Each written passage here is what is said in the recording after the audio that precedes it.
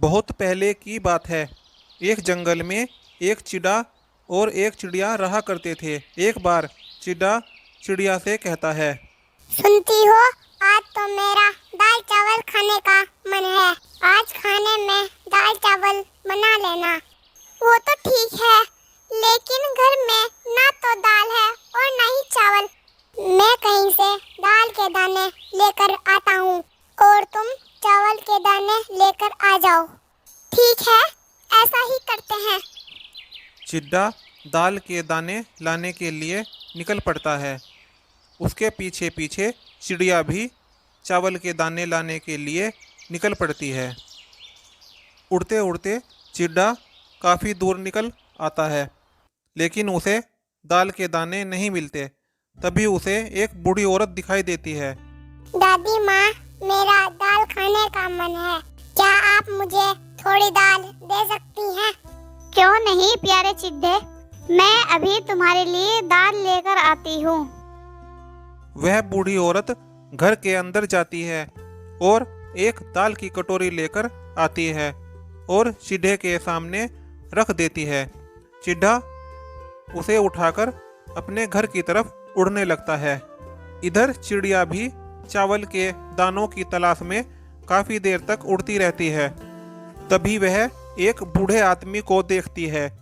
चिड़िया उसके पास जाकर कहती है, दादाजी, आज मेरा चावल खाने का मन है। क्या आप मुझे कुछ चावल दे सकते हैं? क्यों नहीं प्यारी चिड़िया, मैं अभी तुम्हारे लिए चावल लेकर आता हूँ। वह बूढ़ा आदमी अपने घर जाता है और वहां से चावल की कटोरी लेकर आता है और चिड़िया के सामने रख देता है। चिड़िया उसे उठाकर अपने घर की तरफ उड़ने लगती है। इधर चिढ़ा दाल लेकर घर आ जाता है। तभी उसके पीछे पीछे चिड़िया भी आ जाती है। चिढ़ा चिड़िया से कहता है, चिड़िया चिड़िया, तुम जल्दी से खाना तैयार कर लो। जब तक खाना तैयार हो, मैं तालाब में नहाकर आता हूँ।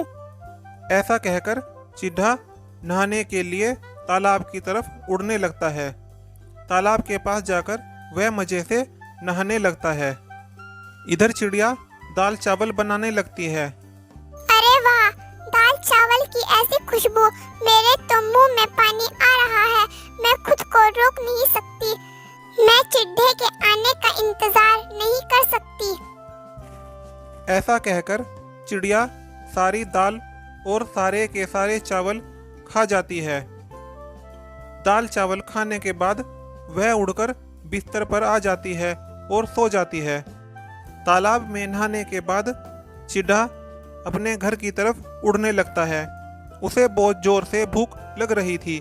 वह चिड़िया के पास आता है और कहता है, चिड़िया चिड़िया, जल्दी से खाना लगा दो, बड़ी जोर से भूख लगी है।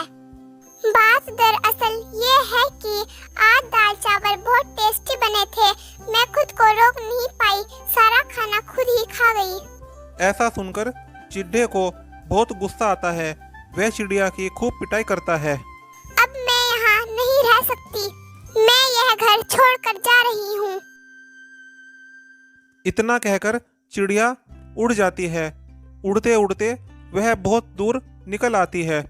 उसे भूख लगने लगती है, लेकिन उसे कुछ भी दिखाई नहीं देता। अचानक उसे गेहूं का खेत दिखता है। वह वहां रुकती है और कहती है, अरे ये तो गेहूं का खेत है। अब मैं यहाँ से कहीं नहीं जाऊंगी। चिड़िया बड़े मजे ले लेकर दाना चुगने लगती है। अब चिड़िया रोज दाना चुगती और पास में ही कहीं छुप जाती थी। वह रोज इसी तरह करने लगी। रोज दाना चुगने आती और दाना चुगने के बाद वह पास में ही कहीं छिपकर बैठ जाती थी। वह खेत एक राजा का था। एक दिन एक सिपाही खेत पर आता है और कहता है, खेत की ऐसी हालत, आधी फसल तो गायब है। जाकर महाराज से सारी बात बताता हूँ। ऐसा कहकर सिपाही वहां से चला जाता है और महल आकर महाराज से सारी बात बताता है। वह कहता है, महाराज, आज मैं खेत पर गया था। मैंने देखा कि खेत की आधी फसल तो गायब है, ना जाने कौन चुरा कर ले गया। ये कैसे हो सकता है? हमारे खेत से चोरी। खेत पर सख्त पहरा लगा दो। जो फसल चुराने आए उसे पकड़कर मेरे पास लाओ। जैसा हुक्म हो महाराज। सिपाही खेत पर पहरा देने चला जाता है। खेत पर जाकर वह देखता है कि एक चिड़िया गेहूं के दाने खा रही थी। ए चिड़िया, ये राजा का खेत है। तेरी इतनी हिम्मत कि तू राजा के खेत से चोरी करे? मैं तो रोज यही दाना चुगने आऊंगी। इतना कहकर चिड़िया वहां से उड़कर भाग जाती है।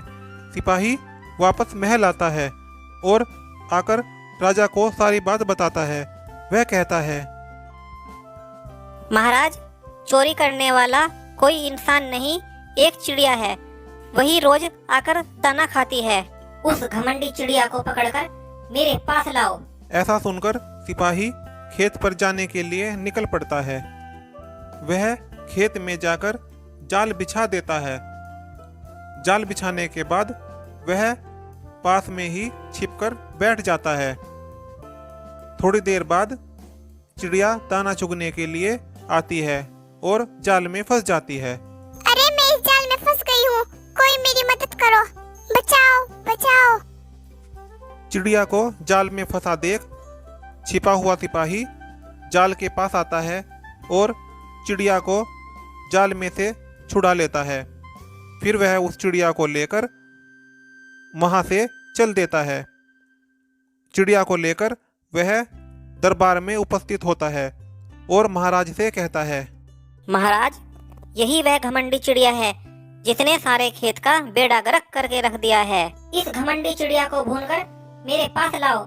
आज भोजन में मैं इसी चिड़िया को खाऊंगा। सिपाही चिड़िया को लेकर वहां से चला जाता है और आग में भूनकर वापस राजा के पास लेकर आता है और कहता है, महाराज, भुनी हुई चिड़िया तैयार है। राजा चिड़िया को मजे से खाने लगता है, लेकिन चिड़िया को खाने के थोड़ी देर बाद, अरे ये क्या?